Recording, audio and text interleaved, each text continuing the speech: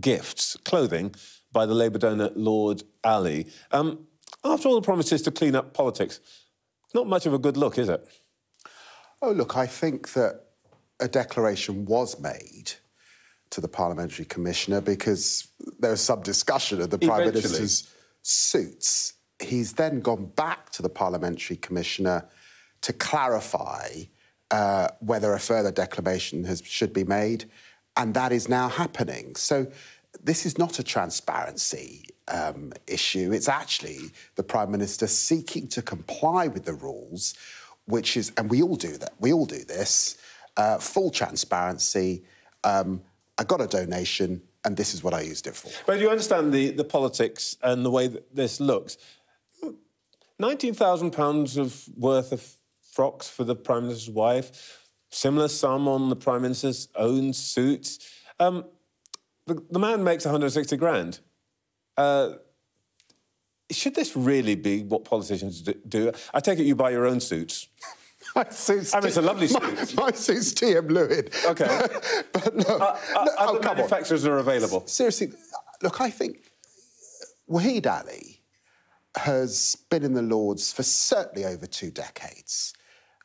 He is a self-made millionaire that has been a supporter and a donor to the Labour Party over successive leaders and prime ministers. So that really isn't anything new, and his commitment to support the Labour Party is long-standing over many. But you know what I'm saying? Whatever the truth of it, for many people who don't live in these circumstances, don't see things in a way that you do, it feels a bit odd.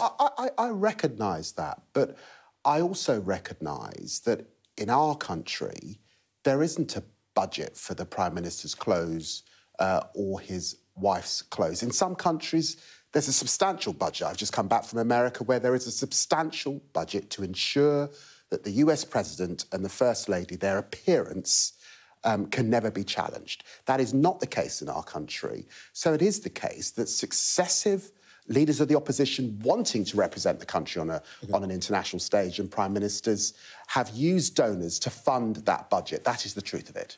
All right. Let's talk about actual politics and Ukraine. Are you disappointed that Joe Biden knocked you back on your desire to give Ukraine permission to fire British missiles into Russia? Well, look, the first thing is the Prime Minister has been to Germany, he's been to France, he's been to Dublin, he's going to Italy. We spent time with our closest allies in the United States discussing a range of issues: Iran, China, the Middle East, and, of course, Ukraine. And on Ukraine, discussing strategy and intent to ensure that we support them to get them through the winter and into next year. I get all that, but what Zelensky wants is permission to fire missiles into Russia. And the Americans are saying no. Well, I went to Ukraine with Tony Blinken. The Ukrainians want ammunition. We've given them more ammunition. They want more missiles. We've given them 650 Brimstone missiles. They want more artillery guns. We've given them AS-90 artillery guns. And yes, there's a debate. Yes, there's a debate about further missiles. And we are discussing that as allies, as you would expect us to. Trevor, you don't expect us to share the operational details with you, and I can't do that. Yeah, but as Zelensky's concerned, there's no debate. He wants you to say yes. And actually, that's interesting. Is the objection here, the thing you're discussing, is it political or is it operational? Trevor, I am not going to discuss the operational detail of that kit. And the reason I'm not going to do that is because I'm not going to assist Putin as we head into the winter. This is a long-standing request of Zelensky. He's now been making it for well over a year. I understand why he makes that. And of course, it's important for us to discuss the detail of that with our closest allies, and we continue to do that. But we head to UNGA and the UN General Assembly, where both Biden and the Prime Minister will meet with Zelensky and as we head into the G7 foreign ministers and the G20. I'm not asking you to share any security details, but I'm just putting to you what Mr Zelensky has been saying publicly, which is that the longer you delay, the more Ukrainians die. And by the way, he's got an ally in it. Let me put it to you. He's got an ally in this point of view, a person who should know. Here's what Vladimir Putin says.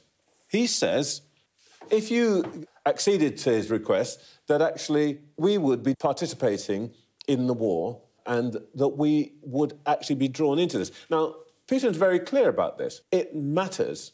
Zelensky says it matters. And every time you wait, as Putin himself says, it appears that the West is ready to fight this to the last Ukrainian. So let me just ask you, without going into security details, what is the problem? It's a serious question and it requires a serious answer. Since coming in as Prime Minister, Keir Starmer has pledged £3 billion in aid to Ukraine that they can use for military use. That is more money speeded up. They have asked for further missiles. We have provided them. We are in discussion with them about ensuring that they get through the winter in the strongest of position. As for Putin, but they're not going to get through the winter if they're being rained down. Putin said Russian missiles. Putin said from Iran, don't send raining down on them. Putin said Russian bases. Putin said don't send tanks. We sent them. Putin said don't send any missiles. We sent them. Putin threatens every few months to use nuclear weapons. It's totally unacceptable. We won't be bullied by Putin's shameless grandstanding. What he should now do is cease his aggression and leave Ukraine. That's what he should do. But the UK and our public should be absolutely confident that we are supporting Ukraine in their struggle. We continue to do that. If anything, since coming, we've speeded up the amount of equipment that we're sending them, and we're giving them more funds. OK, all right, look. You're not going to deal with the actual thing that Zelensky's talking about. So let me put it to you this way. And again, Zelensky's been pretty clear about this, that his suspicion is that this is about the end game. What is the end game for us here? Is it what the Ukrainians say they want, which is the victory, including recovery of all the territory taken in 2014, or is this is the end game for you a deal? It's not about a deal. I mean, Tony Blinken and I went to Ukraine and we actually attended a conference with President Zelensky on the travesty of the Russian taking Crimea back in 2014 and what has been done to the Tatars and the Crimeans since then. So it's not about ceding territory. We're absolutely clear. It is for the Ukrainian to determine the appropriate stage at which to negotiate. But the truth is, our assessment is that Putin does not want a negotiation. He's not up for a negotiation. His behaviour, his language, what he's doing on the ground does not suggest a negotiation. So this is about assisting the Ukrainians in their efforts to repel Vladimir Putin from their country. Our end game is that the Ukrainians win. They throw the Russians off their soil, including Donetsk, including Crimea. We are very clear we want to see the Ukrainians win. We cannot support this kind of gross fascist imperialism in Europe in the 21st century, and we must do everything we can to repel it. Well, and if you listen to any of the Baltic states, Poland and others, they are very articulate. If we allow him to win here, he will not stop here. Well, in that case, what do you say to the outgoing head of NATO who said this week that to end this war, there will have to be, again, dialogue with Russia at a certain stage, but it has to be based on Ukrainian strength, which sounds to me like negotiation over a deal for territory. No, I agree with Jens Stoltenberg. What Jens Stoltenberg is absolutely clear on, wars do not usually end entirely by military endeavour. They end with dialogue and discussion and peace. And so, of course we hope that that day will come. But clearly, the posture of Putin at this stage does not suggest a man who's up for a negotiation. All right. Prime Minister's off to Italy to meet Giorgia Meloni today. We're hearing this morning that he is saying that one thing he's going to talk to her about is the Italian agreement with Albania to put asylum seekers in Albania rather than Italy. Is that right? Is the Prime Minister interested in putting asylum seekers in a third country? Well, we tend to focus a lot, for obvious reasons, on the those that cross the channel to get into our country and the horrendous loss of life, particularly. But the Balkans is also a very important route within Europe. The Italians have achieved very significant results in reducing the amount of Albanians that have made their way, particularly into Italy. They also actually have very good upstream work with countries like Syria and Libya. That is what the Prime Minister wants to discuss. Their ambition is... He says he wants to look at the deal with Albania. Their ambitions is to smash the gangs. The deal that Italy has with Albania is a comprehensive deal. You've picked up one aspect of it. It's a comprehensive deal. It's upstream work to reduce the numbers. They've had success. They want to smash the gangs as we do. And we've been clear. That's why we went to Germany. That's why we went to France, Dublin and others. We want to work in a coordinated way with our European allies in order to reduce... This sounds absolutely rational. So... That's the point. So our parallel would be to put asylum seekers in somewhere like, Rwanda. Oh, come on. Why not? Trevor... It's a third country. It wants to take them. It'll look after them. It breached international law. None of our European allies, including the Italians... Why is Rwanda different to Albania? Nobody liked... Why is Rwanda different to Albania? Nobody liked or supported that scheme, I can tell you. Why is Rwanda different to Albania? You should probably put that to Meloni, because it's not my scheme. But it is to say that we've absolutely scrapped the Rwanda scheme. That is not what we're discussing. We met for a full afternoon just before I went on my trip to Ukraine. This is the Home Secretary, myself, the Prime Minister and others, getting into detail about how we genuinely smash the gangs, how we genuinely work with European allies on upstream work and are serious about reducing the numbers that we're seeing. All right, we saw this week the release of 1,700 prisoners because the jails are bursting, and you say it's the legacy of the Tories. Well, I just say that. Everybody says that. OK. Everyone agrees with that. What most people will remember is pictures of prisoners celebrating their early release, thanking Keir Starmer, and the fact that, at least in one case, it is alleged that a prisoner assaulted a woman almost as soon as he got out. Now, this was your choice.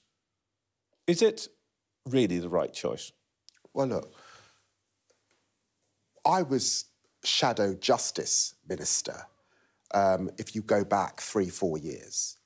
At that stage, the system was crumbling. Our courts were backed up. You couldn't find prison places, prisons crumbling, people not being prosecuted, the lowest prosecution rate for serious crimes like rape that we've seen ever before in our country. What we have inherited is an absolute disgrace. I mean, look, we've talked about the NHS, we can talk about schools, buildings falling apart, but it's a disgrace that, frankly, our prisons are in such a state, prisoners absolutely full to the brim. And so they weren't really backing off on that? Of course we've had to have an early release scheme, ensuring that you're not releasing the worst offenders, that there's proper consideration, there's good work with the probation service. That is what you'd expect a responsible government to do. OK, can I just ask you lastly about the government's mood music? Prime Minister, pretty Eeyore-ish last week. You're proposing a ban on advertising fast food. You're banning smartphones for kids. You're promising 10 years of slog to repair the NHS. You personally are a rather cheerful chap, but as a government, you really are a pretty miserable bunch, aren't you? I think we reflect the public. We've just had a general election. People know that our public services in a state. They know it's going to take some heavy lifting. We've got this 22 billion black hole. This is not... But we need to cheer up the country a bit. No, you do this stuff for the purpose of getting to the sunny uplands of a rebuilt NHS, our schools and our young people that are thriving. Are you sure you aren't doing this for the purpose of being able to tell us in a year's time, it was all terrible, now it's fantastic? That is why you do it. And it's a long haul, and it's certainly going to take the extent of this Parliament and our 5-year term, and then into, hopefully, a second term. I've got no doubt about that. I've been in politics now 25 years.